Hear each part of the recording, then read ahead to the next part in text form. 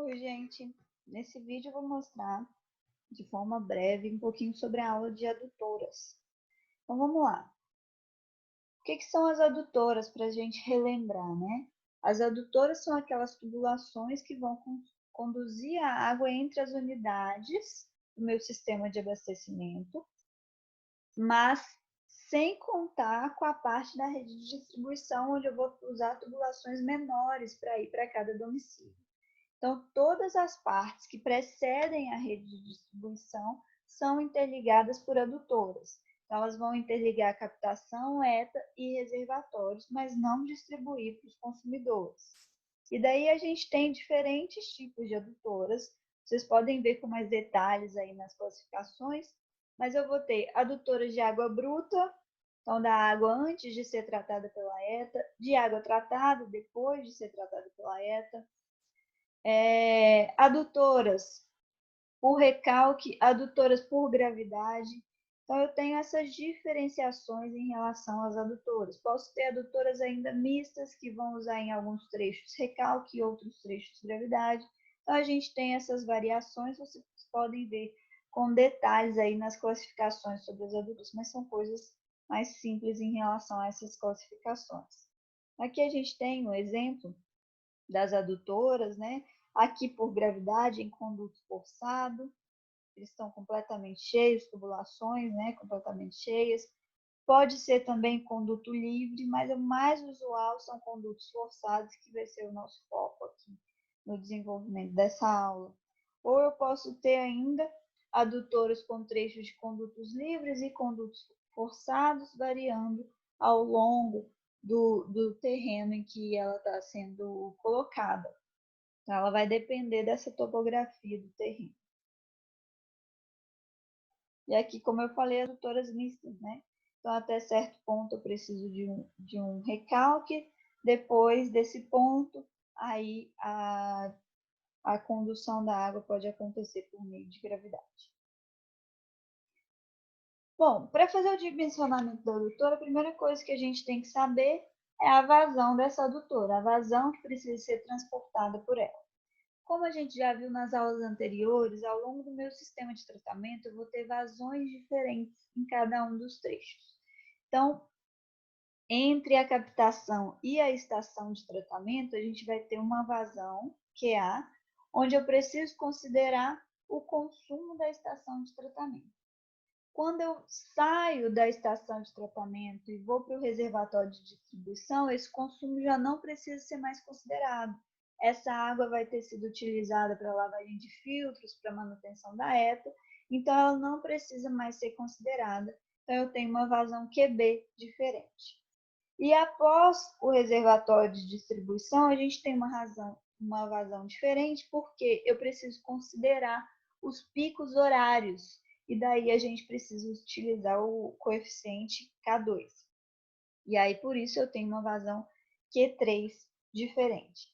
Então, dependendo da localização da minha adutora, eu vou ter o cálculo de vazão diferenciado. Então, aqui a gente tem aquelas fórmulas que nós já estudamos para cada um dos trechos, considerando, então, na primeira parte o consumo da ETA, na segunda parte sem considerar o consumo da ETA, e na terceira parte, considerando além do K1, que está aqui em todos os pontos, que considera a variação do dia de maior consumo, eu preciso contar também com a variação da hora de maior consumo, que vai ser dada pelo K2. O que a gente pode ter aqui de diferente? Quando eu faço aquele cálculo de vazão, normalmente eu estou considerando o funcionamento para 24 horas. Só que, se eu tenho um recalque acontecendo, por exemplo, eu posso ter esse funcionamento acontecendo só durante algumas horas do dia, para economizar energia, para fazer manutenção no sistema. Então, eu preciso considerar essas condições. Então, aqui a gente tem um exemplo. Foi encontrada uma vazão de 100 litros por segundo para um período de funcionamento de 24 horas e eu quero saber qual que precisa ser a vazão se essa adutora funcionar só por 20 horas.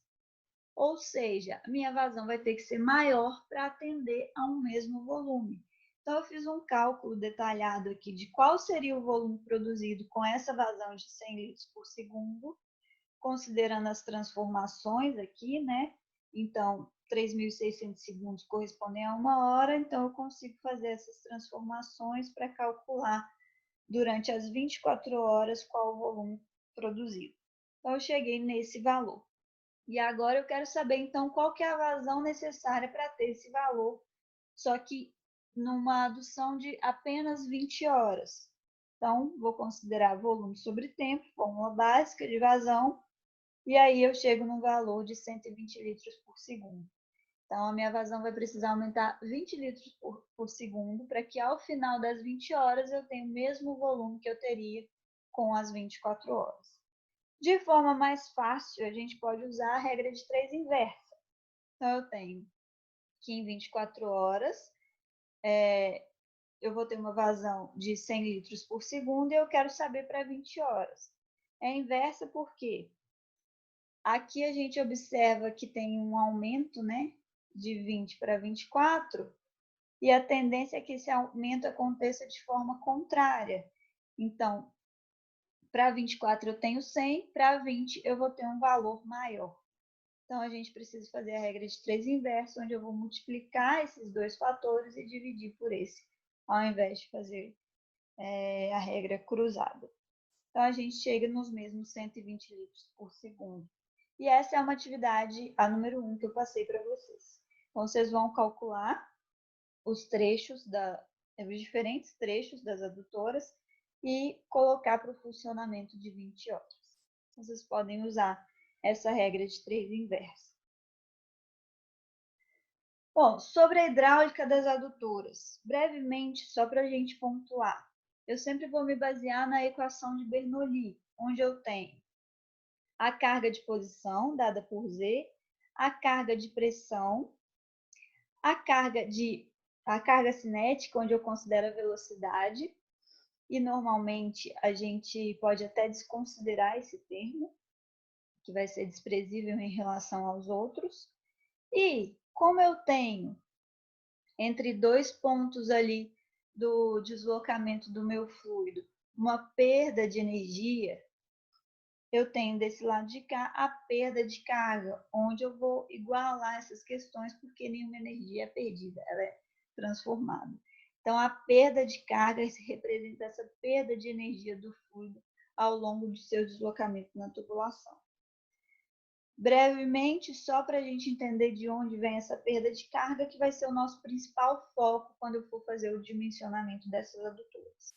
Bom, vocês já viram sobre perda de carga hidráulica em outras disciplinas, então a gente vai mais diretamente para esse cálculo.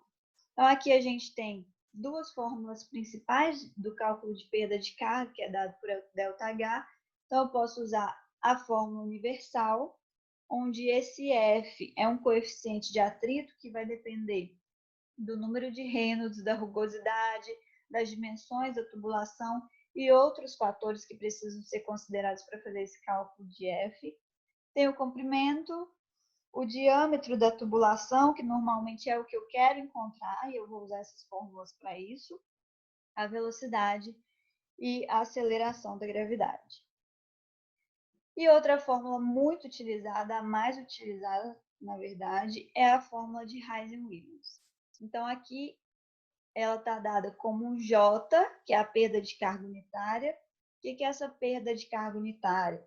É a minha perda de carga ΔH dividido pelo comprimento total da tubulação. Então, isso é o meu J, perda de carga unitária. Vazão, o diâmetro da tubulação e o coeficiente de rugosidade, que vai variar de acordo com o tipo de material que eu tenho. Esses valores são tabelados. Aqui a gente tem as relações da perda de carga unitária com vazão e com velocidade. Então, aqui a gente tem uma tabela com esses valores para o coeficiente C na fórmula de Heisen-Williams, de acordo com o tipo de material utilizado na tubulação. Além disso, existem as perdas de carga localizadas. Mas, para o cálculo de adutora, a gente pode desconsiderar as perdas de cargas localizadas, principalmente porque as tubulações têm comprimentos muito grandes, e aí essas perdas de carga localizadas, que vão estar nas peças especiais, na entrada e na saída da tubulação, nas curvas, elas vão ser consideradas desprezíveis em relação às perdas de cargas distribuídas. Quando a gente for falar sobre estações elevatórias, a gente vai trabalhar melhor com essas perdas localizadas. Bom, então como que eu faço o dimensionamento hidráulico? Os parâmetros, quando eu estou tratando de uma adutora por gravidade, os principais parâmetros vão ser vazão, velocidade, a perda de carga unitária, que vai ser dada em relação à perda de carga sobre o comprimento da tubulação, e o diâmetro da tubulação em si. Do escoamento, ele vai se dar sempre de uma cota a outra. Então, se eu tenho uma adutora por gravidade, eu vou ter uma cota mais alta, menos uma cota mais baixa, e esse vai ser o desnível, vai ser a energia disponível para o escoamento. Então, eu vou considerar que essa diferença entre as cotas é a minha perda de carga. Normalmente a minha vazão já é conhecida, que eu já fiz os estudos, já desenvolvi aqueles cálculos, e aí o que eu pretendo aqui é determinar o diâmetro. Então, para isso, dependendo da fórmula que eu vou utilizar, ou eu vou fixar minha velocidade, ou eu vou fixar minha perda de carga, mas com esse cálculo da perda de carga a gente consegue desenvolver o nosso dimensionamento para chegar no diâmetro da tubulação. Bom, com relação à velocidade, eu preciso considerar algumas coisas. Se eu tiver uma velocidade muito pequena na minha tubulação, eu vou ter a formação de depósitos, então eu tenho que ter pelo menos uma velocidade mínima de 0,5 metros por segundo, e se eu tiver uma velocidade muito alta, vai aumentar minha perda de carga. Então, eu preciso fazer uma relação entre esses pontos. A gente tem alguns valores tabelados que podem ser utilizados. Então, esse valor seria uma velocidade mínima nas adutoras, dependendo da qualidade da água que vai ser transportada. E aqui a gente teria as velocidades máximas para condutos livres. Para condutos forçados, a gente vai ter que observar diversos outros fatores para determinar qual que é essa velocidade máxima. Bom, continuando nas adutoras por gravidade, mas agora falando de condutos livres, a gente deve utilizar essa fórmula de velocidade média do escoamento, onde eu vou considerar o coeficiente de Chese, o raio hidráulico e a declividade da linha de energia. Então, é assim que a gente parte para o dimensionamento das adutoras por gravidade em conduto livre. Mas o nosso foco aqui vai ser os condutos forçados, onde acontecem a maioria dos casos. Nas adutoras por recalque, normalmente eu já conheço a minha vazão, o comprimento da adutora, o desnível que eu preciso vencer. Então, aqui eu estou indo de uma cota mais baixa para uma cota mais alta e eu preciso vencer esse desnível. E o material da adutora. E aí, aqui, o diâmetro não vai ser determinado por uma fórmula específica e é esse diâmetro e pronto. O diâmetro aqui ele é hidraulicamente indeterminado. Por quê? Se eu diminuir o diâmetro, eu aumento as perdas de carga e aí eu vou aumentar a potência com o equipamento para fazer o recalque. Então, eu tenho um custo mais elevado. Se eu aumento o diâmetro, aí a gente diminui a potência.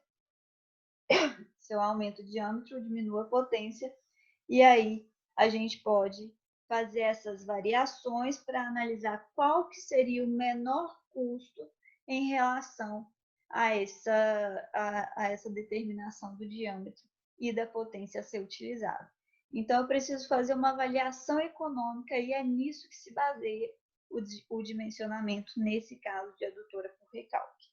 A gente vai ver melhor sobre isso nas estações elevatórias. Então, aqui a gente tem um exemplo.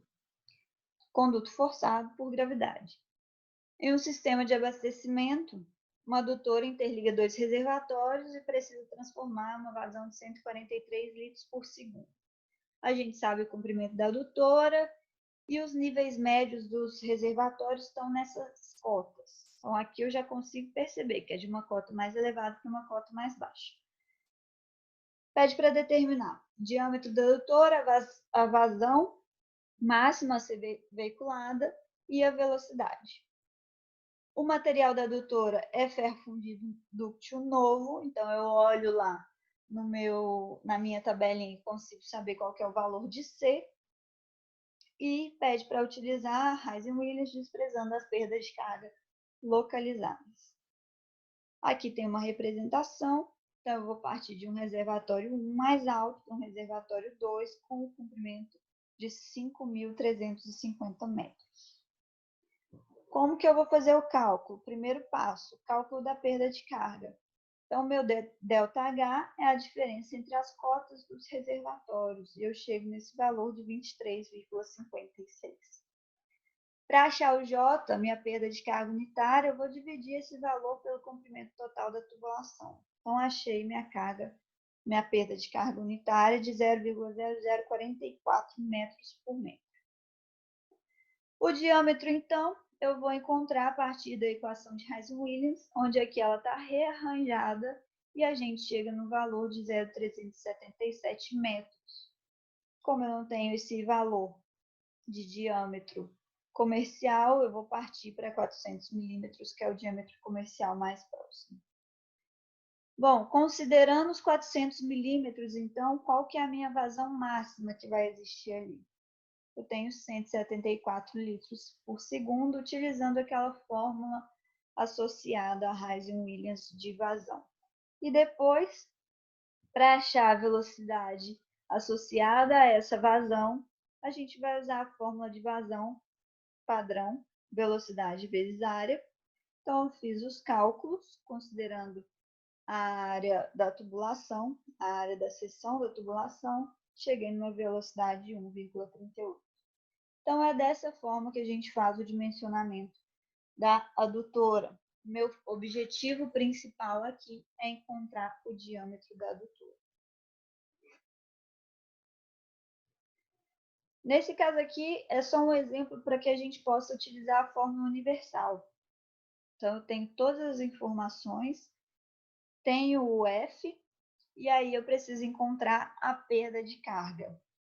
Vai ficar faltando aqui, de acordo com essas informações que foram dadas, a velocidade.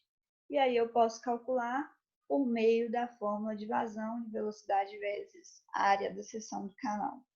Encontrei a velocidade, só colocar na fórmula e a gente consegue encontrar a perda de carga utilizando a fórmula universal. Então, é só mais um exemplo para a gente observar. Bom, com relação às tubulações, ao material das adutoras.